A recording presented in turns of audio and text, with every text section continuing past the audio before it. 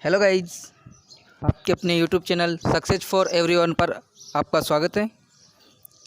जैसे कि आपको पता है, हम बीएसटीसी के आंसर की के अंतिम पड़ाव पर हैं। हम 170 क्वेश्चन सॉल्व कर चुके हैं और अब 180 क्वेश्चन हल कर चुके हैं। अब 20 क्वेश्चन इंग्लिश के आज इस वीडियो में सॉल्व करेंगे। सभी साथियों को जोड़ लीजिए। इंग्लिश मेरा सब्जेक्ट तो नहीं है, लेकिन मैं फुल ट्राई करूँगा आपको सेटिस्फाइड करने की। तो आइए सभी साथी जुड़ जाइए, और जिस किसी ने भी बाकी के वीडियो नहीं देखे हैं वो प्लेलिस्ट में जाकर वीडियो देख लिए।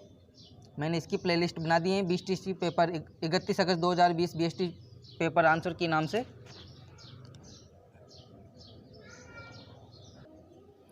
वीडियो की शुरुआत करते हैं। इससे पहले मैं 2 लाइनें बोलना चाहता हूँ। सॉरी। यदि हमें कुछ मांगने पर ईश्वर से नहीं मिलता है तो उससे नाराज़ नहीं होना चाहिए, क्योंकि ईश्वर वो नहीं देता जो हमें अच्छा लगता है, बल्कि ईश्वर हमें वो देता है जो हमारे लिए अच्छा होता है। इसलिए कई बार हमें ऐसे लगता है कि मुझे ये मिलना चाहिए था लेकिन नहीं मिला तो मेरे साथ सही नहीं हुआ। नहीं, जो भी होता है वो अच्छे के लिए होता है और अपना उसमें भला रहता है। बस वो हमें दिखाई नहीं देता है उस टाइम पर, वो लॉन्ग टाइम बाद हमें पता चलता है। आइए हम पहले प्रश्न की शुरुआत करते हैं। वीडियो को अधिक से अधिक शेयर कीजिए। पहला प्रश्न है, fill in the blank using correct word. यहाँ पर हमें प्रीपोजिशन चुनना है। ही, खालिस्तान, swim when he was young, might, would, could, none of these. तो यहाँ पर देखने पर पता चलता है, यहाँ पर इसका हिंदी अनुवाद करेंगे। He swim when he was young, वह तैर सकता था जब वह जवान था। तो जब वो जवान था, यहाँ पर एबिलिटी की बात हो रही है, यहाँ पर एबिलिटी की बात की जा रही है। तो ऐसी सिचुएशन में क्या होता है, कैन या कुड का यूज होता है। अब यहाँ पर पास्ट टेंस दिखाई दे रहा है, तो ये जाहिर सी बात है यहाँ पर पास्ट टेंस में आएगा। तो वुड कुड दोनों पास्ट में हैं, तो यहाँ पर कैन या कुड का यूज होता है, तो कुड का यहाँ पर सही आंसर हो जाएगा कुड। माइट कब आता है? माइट जब आता है जब किसी चीज़ की पॉसिबिलिटी के बारे में बात हो, और वुड आता है पास्ट हैबिट के बारे में। तो यहाँ पर एबिलिटी की बात की जा रही है, तो यहाँ पर सही आंसर हो जाएगा C. Next question, what she said agrees, खालिस्तान, what I have already heard. Preposition चुनना है यहाँ पर, फ्रॉम, विद, ऑफ, एट। तो यहाँ पर एग्री के साथ में 2 प्रीपोजिशन का यूज होता है, एक तो विद का और एक एट का। विद का तब होता है जब किसी मनुष्य या किसी पर्सन की बात की जा रही हो, और एट का यूज तब होता है जब किसी बात पर सहमति जाहिर की जाती है। तो इस क्वेश्चन में इसका हिंदी अनुवाद हो रहा है, वह सहमत हो गई। ही सेड एग्री, वह सहमत हो गई जो मैंने पहले से सुन रखा था। व्हाट आई हैव ऑलरेडी हेard, जो मैंने पहले से सुन रखा था उस बात से वह सहमत हो गई। तो वो किसी बात से सहमत हो रही है ना, इसलिए यहाँ पर विद नहीं आएगा, इसलिए यहाँ पर आएगा एट। और हम अभी बताया था एट कब आता है, जब किसी बात पर सहमत होने की बात आती है, और जब किसी व्यक्ति से सहमत होने की बात आती है तो आता है विद। तो इसका ध्यान रखिए। नेक्स्ट क्वेश्चन,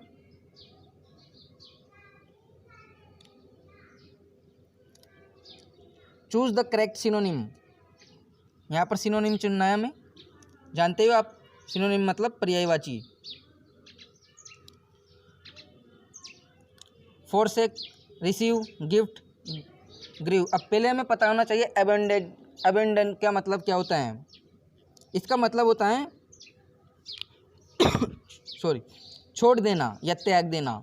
तो छोड़ देना या त्याग देना, तो इसका पर्यायवाची बताना है हमें। तो गिफ्ट क्या होता है? गिफ्ट तो उपहार होता है, जानते हो। रिसीव यानी प्राप्त करना होता है, और ग्रीव मीन्स होता है शोक या दुख। तो इसका सही आंसर हो जाएगा ए। फोरसेक का मतलब भी यही होता है, छोड़ देना या त्याग देना। जैसे क्विट करना, लीव, स्ट्रेंड, ये भी सभी इसी के पर्यायवाची हैं। Next question, choose one word for the following phrase. यहाँ पर वन वर्ड चूज करना है हमें। Someone appointed by 2 parties to settle a dispute. अब इसका हिंदी अर्थ मालूम होना चाहिए हमें, तो थोड़ी आसानी हो जाती है। बहुत शानदार क्वेश्चन है ये बोल रहे हैं choose appointed by two parties to settle a dispute, कि दो पार्टियां जब एक ऐसे आदमी को नियुक्त करती हैं जो किसी फैसले को सेटल कर देता है, यानी कि उस फैसले को सही उसको दिशा दे देता है, मतलब समाप्त कर देता है। तो नेगोशिएटर तो होता है जो बातचीत करता है।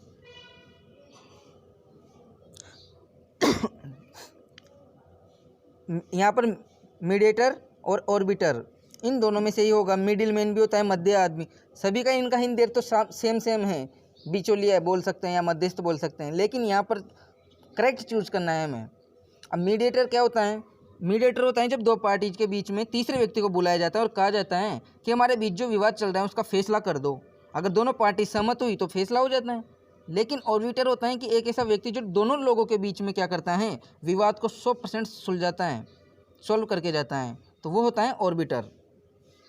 और यहाँ पर भी सेटल करके जाता है। इस सेटल वर्ड की वजह से यहाँ पर इसका सही आंसर हो जाएगा ऑर्बिटर, वरना इसका सही आंसर मीडिएटर हो जाता। नेक्स्ट प्रश्न पे चलते हैं। 155 change the following into indirect speech. Indirect speech में चेंज करना है हमें। She said my father will help me. Direct indirect आपने पढ़े होंगे, बहुत ईजी क्वेश्चन है। She said my father will help me, ये इन्वर्टेड कॉमास हैं, ये हट जाती हैं, इसमें इनडायरेक्ट स्पीच करते हैं तो आपको पता होगा। तो यहाँ पर देखने पर पता चल रहा है विल। जब भी डायरेक्ट स्पीच में विल होता है तो उसका इनडायरेक्ट में वुड हो जाता है। तो यहाँ पर देखने पे पता चल रहा है ऑप्शन नंबर ए और ऑप्शन नंबर सी में तो विल दे रखा है, तो ये तो होंगे ही नहीं, तो ये तो इसे कट जाएंगे। इन दो जगह वुड आ रहा है। अब इसमें देखते हैं सी सेड, उसने कहा my father will help me, मेरे पिताजी मेरी मदद करेंगे। तो यहाँ पर देखने पर माय फादर, माय आता है आई की जगह। आई क्या होता है? फर्स्ट पर्सन, माई भी फर्स्ट पर्सन, तो ये सब्जेक्ट के अनुसार चेंज होता है। तो सी का माई सी का हो जाएगा, माई का हर हो जाएगा। तो हर इसमें आ रहा है और इसमें माई आ रहा है, तो ये तो गलत हो जाएगा। तो यहीं पर आंसर हो जाएगा बी, ऑप्शन बी। अब इसको फिर भी पूरा देख लेते हैं। My father will help me, तो माई का हो जाएगा हर, फादर विल का वुड, हेल्प मी का हो जाता है हर, तो इसका सही आंसर बी। समझ में आया होगा। नेक्स्ट प्रश्न, choose the correct article. Article चुनना है हमें। Edward said he is blank European. अब इसमें क्या होता है, ए एन दी का प्रयोग होता है। अब दी का प्रयोग तो यहाँ होगा नहीं, ए और एन में से होगा। तो जब भी हम इंग्लिश वर्ड की बात करते हैं, इंग्लिश वोवेल्स की, तो उसमें आता है ए ई आई ओ यू, आपको पता होगा ये तो।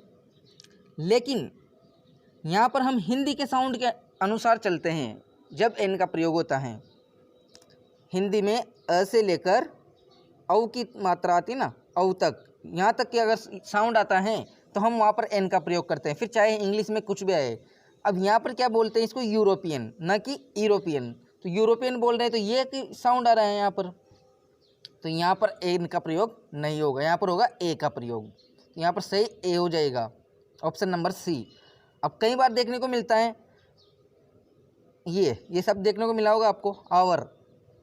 आवर मीन्स घंटा। अब आपको पता है ना यहाँ पर एच है, इंग्लिश का वोवल्स तो नहीं है ये, लेकिन इसकी ध्वनि क्या निकलती है हिंदी के अनुसार, आवर। तो आ से निकलती है, इसलिए यहाँ पर क्या चुनते हैं अपन, एन। नेक्स्ट क्वेश्चन पे चलता हूँ, समझ में आया होगा।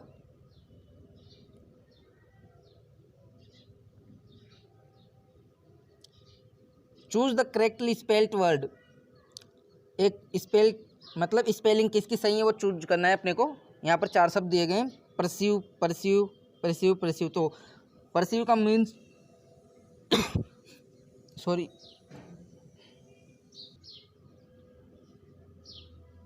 परस्यू मीन्स होता है समझना, और इसकी सही स्पेलिंग होती है ए, ऑप्शन नंबर ए। इसका अर्थ होता है समझना। तो इसमें कुछ समझाने लायक बात है ही नहीं। नेक्स्ट क्वेश्चन पर देखते हैं। 158 which part of the sentence has error in it. एक सेंटेंस है जो एरर है इनमें से। The rise and fall of the ride are due to lunar influence. अब देखने पर यहाँ पर the rise and fall of the tide are due. अब यहाँ पर दे रखे हैं दो सब्जेक्ट दे रखे हैं, द राइज एंड फॉल। अब यहाँ पर दोनों सब्जेक्ट देखने में पता चल रहा है कि ये सिंगुलर में है। अब जब सिंगुलर में होता है तो इसका प्रयोग होता है, न कि आर का। तो यही इसका क्या हो जाएगा, गलत हो जाएगा, यही एरर हो जाएगा। तो यहाँ पर ऑप्शन नंबर सी सही आंसर हो जाएगा। अगले प्रश्न पर चलते हैं।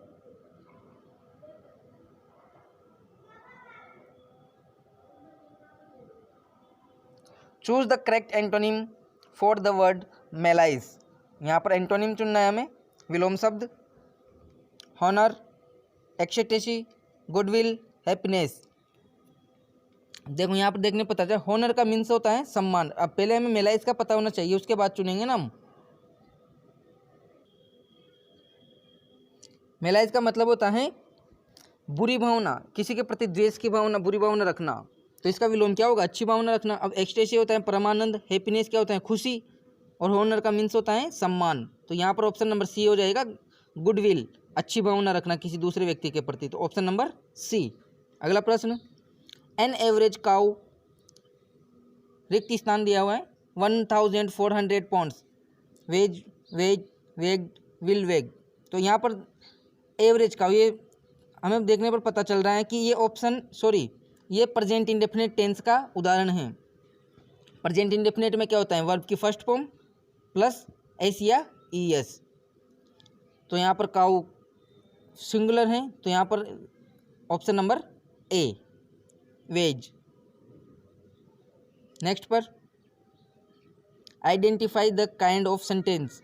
यहाँ पर हमें सेंटेंस को पहचानना है। What a fool you are. अब ये निशान किसका है, विस्मयादिबोधक चिन्ह है। और विस्मयादिबोधक चिन्ह में क्या होता है, सडन फीलिंग वाली जो वर्ड ये सेंटेंस होते हैं ना, उनमें ऐसा होता है। तो सडन यानी अचानक होने वाले। एसरेटिव क्या होते हैं, अपने सिंपल सेंटेंस होते हैं। इंटरोगेटिव सेंटेंस जो कि प्रश्नवाचक चिन्ह वाले होते हैं। और इम्पेरेटिव सेंटेंस होते हैं जो वर्ब से स्टार्ट होते हैं। और एक्सक्लेमेटरी होते हैं, वही होते हैं ये वाले विस्मयादिबोधक जिन्हें हिंदी में बोलते हैं। सॉरी, मुझे थोड़ा इंग्लिश कम आता है। Option number C. अगले प्रश्न पर चलते हैं। Change to direct speech. वहाँ पर इनडायरेक्ट में चेंज करना था, यहाँ पर डायरेक्ट में चेंज करना है। तो ये भी बहुत सिंपल क्वेश्चन है। He asked who lived next door.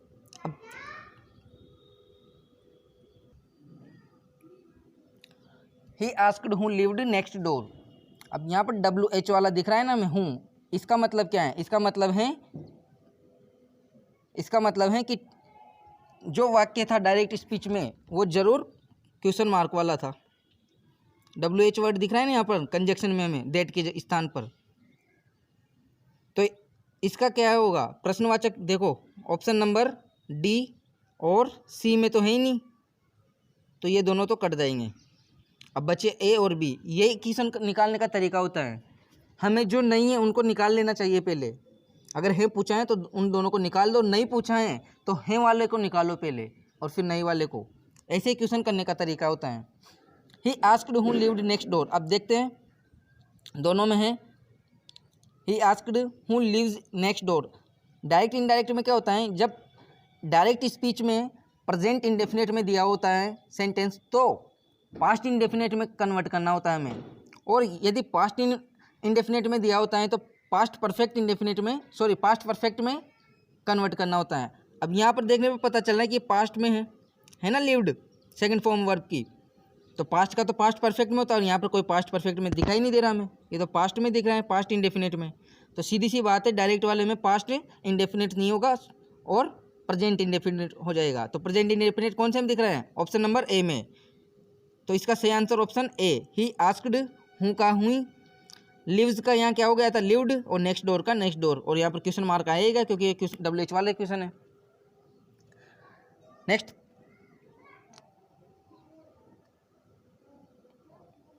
Choose the word that is spelled correctly. यहाँ पर भी करेक्ट स्पेलिंग बतानी है हमें। Committee, balloon, successive, fulfil. अब देख लिए कमिटी में क्या होता है, COMM आता है, डबल M, तो ये गलती है इसलिए ये अनकरेक्ट है।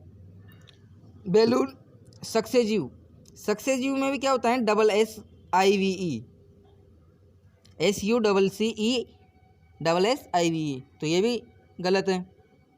फुलफिल में सिंगल ही आता है, L, FUL, FILL ये होती हैं। तो बैलून यहाँ पर सही हो जाएगा BALLON, ऑप्शन नंबर बी। अगले प्रश्न पर चलते हैं। ये पैराग्राफ देख रखा है, एक पैसेज है जिसमें से हमें आंसर देने हैं। तो पैसेज में क्या करना चाहिए, पहले क्वेश्चंस को पढ़ना चाहिए, उसके बाद पैसेज को पढ़ना चाहिए, और इसका हिंदी अनुवाद आना थोड़ा हमें बहुत जरूरी हो जाता है, क्वेश्चन आंसर देने में ईजी हो जाता है थोड़ा। तो आइए हम क्वेश्चन देखते हैं। पहले, what was the old man doing, वृद्ध व्यक्ति क्या कर रहा था। What is meant by restrain in the passage, passage में रिस्ट्रेन का मीन्स क्या है, मीनिंग क्या है इसका।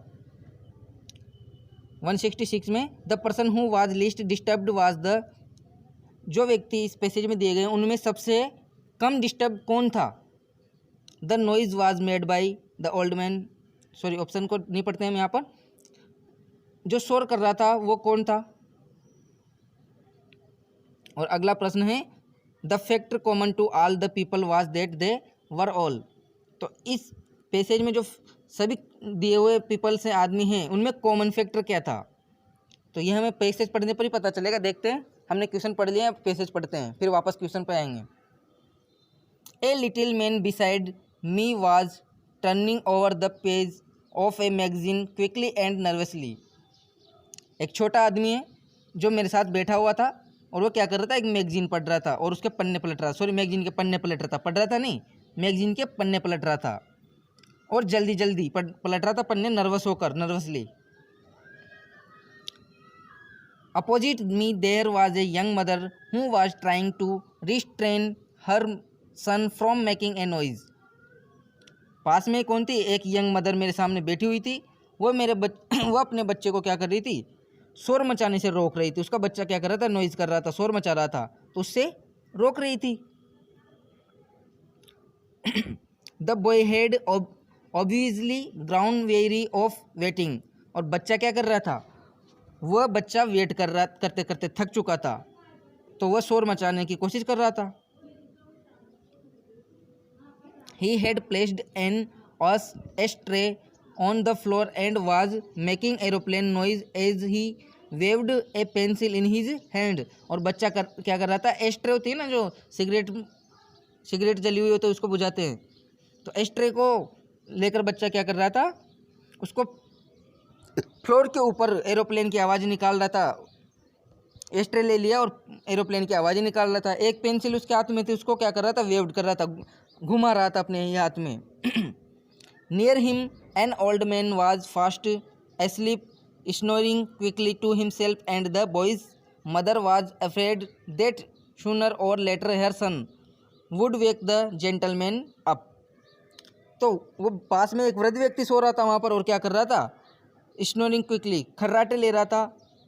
इससे क्या हुआ, बच्चे की माँ थी वो इसलिए डांट रही थी कि कहीं ये जो व्यक्ति सो रहे हैं वो जग नहीं जाए, इसलिए वो क्या कर रही थी, डर रही थी, अफ्रेड, इसलिए वो अपने बच्चे को रोक रही थी शोर करने से। तो हमने ये पैसेज को देखा, कहानी टाइप समझा इसको। अब इसके क्वेश्चन के आंसर देते हैं। 164 में देखते हैं, what was the old man doing, old man क्या कर रहा था, sleeping, looking at the child, eating तो कोई कर ही नहीं रहा था वहाँ, रीडिंग मैगजीन कोई पढ़ ही नहीं रहा था, मैगजीन के तो पन्ने पलटे जा रहे थे। लुकिंग एट द चाइल्ड, तो ये भी चाइल्ड को कोई देख रहा भी नहीं था, इसका क्या हो जाएगा, स्लीपिंग। ओल्ड मैन क्या कर रहा था, स्लिप कर रहा था, सो रहा था, खर्राटे ले रहा था। अगला प्रश्न देखते हैं, what is meant by restrain in the passage, restrain का मीनिंग क्या है पैसेज के अंदर। रिस्ट्रेन का मतलब होता है कंट्रोल करना, रोकना, तो यहाँ पर बोल ही दिया मैंने कंट्रोल करना, तो ऑप्शन नंबर ए कंट्रोल करना। एनकरेज क्या होता है, आई क्या होता है और रिब्यूक क्या होता है, ये भी बता देता हूँ मैं आपको।